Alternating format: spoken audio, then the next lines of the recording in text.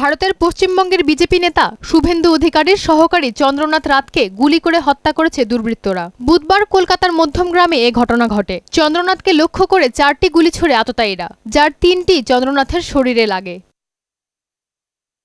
ঘটনার পর এলাকায় উত্তেজনা ছড়িয়ে পড়েছে। পুলিশ ঘটনাস্থল পরিদর্শন করেছে এবং হামলাকারীদের শনাক্ত ও গ্রেপ্তারে অভিযান শুরু করেছে। হত্যাকাণ্ডের পিছনে রাজনৈতিক যোগসূত্র থাকার প্রবল সম্ভাবনা রয়েছে বলে অভিযোগ করেন বিজেপি নেতা শুভেন্দু অধিকারী। সহকর্মী নিহতের ঘটনায় ক্ষোভ থাকলেও দলীয় কর্মী ও সমর্থকদের প্রতি সংযম প্রদর্শনের আহ্বান জানিয়ে এলাকায় শান্তি বজায় রাখার উপর জোর দেন তিনি। এ হত্যাকাণ্ডের নিন্দা জানিয়েছে তৃণমূল কংগ্রেস। গেল 3 দিন ধরে বিজেপি সমর্থিত দুষ্কৃতিকারীরা নির্বাচন পরবর্তী সহিংসতা চালিয়ে আসছে বলে অভিযোগ করে দলটি। এদিকে মুখ্যমন্ত্রীর পদ থেকে পদত্যাগ করবে না বলে আবারও জানিয়েছেন ভারতের পশ্চিমবঙ্গের মুখ্যমন্ত্রী মমতা বন্দ্যোপাধ্যায়।